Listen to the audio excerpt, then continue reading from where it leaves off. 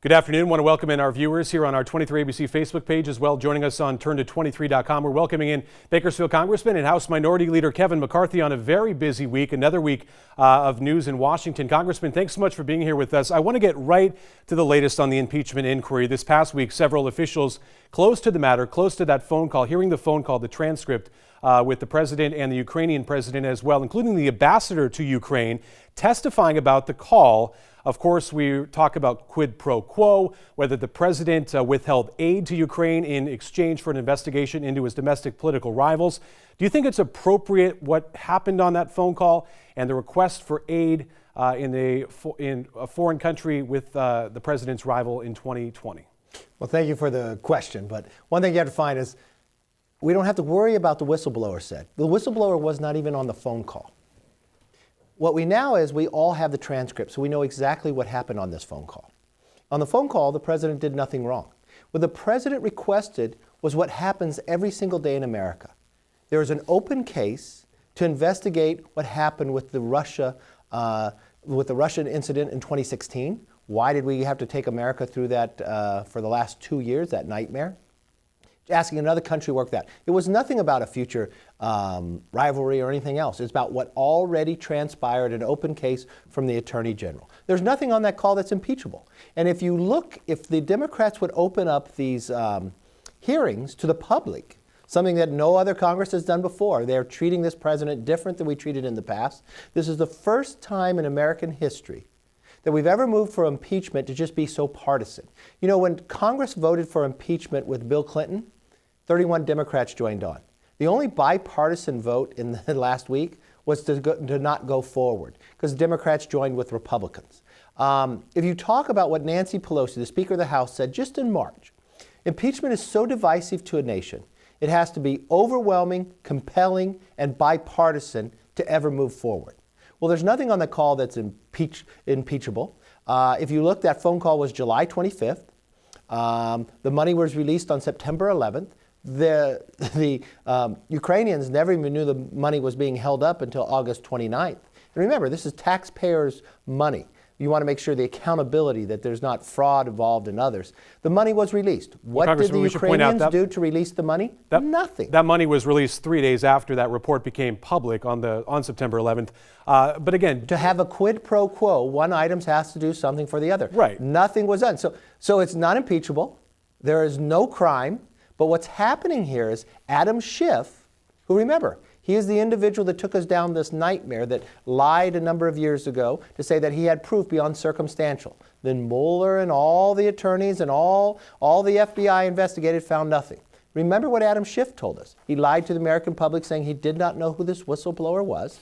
He was afraid that the administration was withholding this whistleblower from coming forward to Congress. Now Adam Schiff won't bring the whistleblower forward. Now we find out that Adam Schiff's staff met with the whistleblower, and when the whistleblower went to the Inspector General, never mentioned that he met with a congressional staff. That's really awkward here. And now they've changed the Judiciary Committee and don't have impeachment in there. They make the Intel Committee to be the Impeachment Committee. So they keep the public out of it so the public can't hear all the transcripts. They withhold the transcripts and now only release 1 or 2 of them, the ones that they want to individuals who were not even on the phone call. The world knows the phone call, knows the transcript. The president did nothing to be impeached on. But what's really the worst part about all of this? We're less than 1 year away before an election. Why won't they let the voters make the decision? And the other part is, think of all the things that are not getting done. From trade, from immigration, from health care. Nothing is happening in Congress because all they focused on impeachment. A really sad news is this Congress, controlled by the Democrats, have issued more subpoenas than new laws. That is a very disturbing item to have. Let's talk about the politics behind this. Obviously, this issue, as you mentioned, is dividing the country. Each side, no matter how you see this, is digging into their own. I want to point out an interesting poll that your team did on this situation of impeachment, specifically to a GOP, an anti-impeachment GOP candidate versus a pro-impeachment Democrat in 90-some battleground districts across the country. It polled in favor of the Republican. Are you going into 2020 with confidence, and is the president going into 2020 with confidence, knowing that if Democrats continue to push this impeachment battle, it'll work out favorably for him? Well, we don't look at this as a political basis. I mean, we don't think the impeachment should ever move forward. But the one thing the American public will actually look at, why do you move impeachment forward when you're less than a year away? Why can't you do any of the other items like health care, immigration, or trade? A trade agreement we have with Mexico and Canada is just being held up. The Speaker has all the power. But what we're finding is that the intensity level, the CNN had a poll about intensity, that the Republicans now have an advantage 7.7 over the Democrats because they're more fired up based upon this. Look, impeachment is so critical. It's the removal of a duly elected person.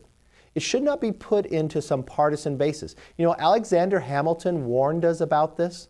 He warned that he was afraid that one day impeachment would be used on a partisan level. It never had done that way before. Not when Democrats controlled it and had Nixon, and not when Republicans controlled and went after Clinton. They created due process, a fairness, and others. The Democrats have now admitted that the whole process is unfair, but they still didn't give the president any due process. I want to preface these pictures folks are watching right now, and it's with you and the president. There's no secret if you follow you on social media, you spend quite a bit of time with the president. You're close with the president. Undoubtedly the closest in Congress as a Republican. I wonder, in your conversations with the president at these events you're going to, at dinners, what's the president's feeling on this? Is he worried about 2020? Does he truly believe he'll be removed from office? No, you know what we talk mainly about is the items that aren't getting done. The president is in a negotiation with China, one of our most critical points about trade for the future. But China is our third size in trader. Number one is Mexico, number two is Canada. And we have the USMCA trade agreement. If we had that agreement solved and actually voted on by Congress, walking in negotiating with China, we'd actually be stronger. He's talking to me, how can we get that moved? Nancy Pelosi is the only one that has the power to call it up. We talk about prescription drug prices. The president really thinks these prices are too high. He's done so much with the administration on transparency, being able to lower them, but we need legislation. They won't work with us on that. We talk about rebuilding the Veterans Administration. We've been striving and having some successes, but there are other challenges. He's really concerned about that. I'm really shocked by the time that I spend with him of how much is talked about everything else than ever talked about impeachment. This is a man who is focused, who understands at the end of the day he'll get reelected based upon the job that he has done. We're living in the greatest economy in our lifetimes.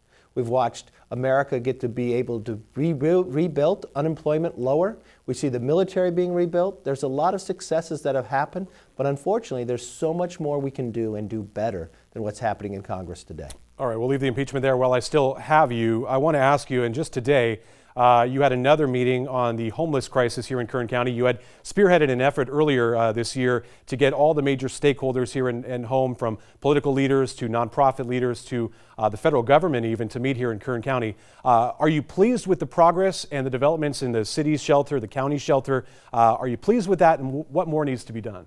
After today, I'm pleased about what happened. Just a few months ago, I pulled together from the faith community, from the nonprofits, from the healthcare and others. And this is really, it may not be a federal issue, but I live here. My family lives here. I'm going to live here long into my future. This is where I will die.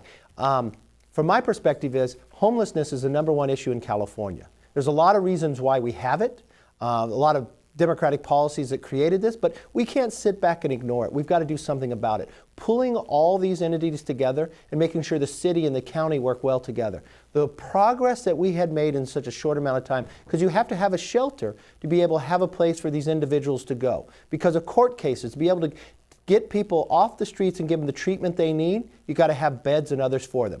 The county moved quickly, the city is about to move, but also we got to clean up the streets. We can't be living with that. The homeless center has actually done a tremendous job. The healthcare, myself and Vince Fong has made some investments in that, so they're cleaning that up at night. The city has now had a new app out there where people can identify. We just got a report today of cleaning up Plans Park. So we are all working together.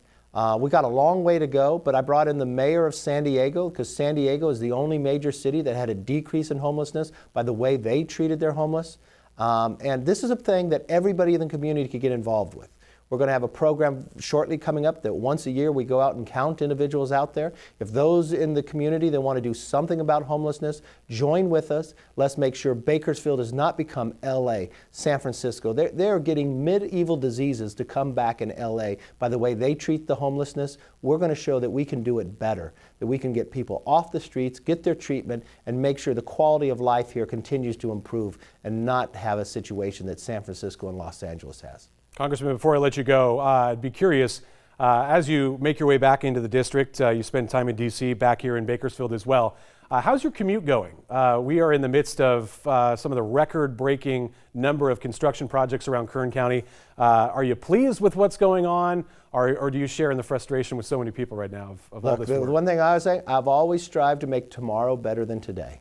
And I don't complain about commuting. Remember, I run for this job, and it is the biggest honor that individuals would lend their voice to me for 2 years, and I want to represent them, everyone.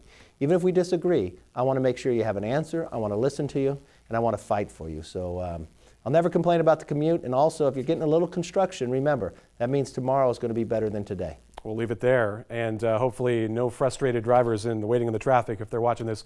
Congressman and House Minority Leader Kevin McCarthy, thanks so much for your time, and as always, we wish you luck in Washington, sir. Thank you.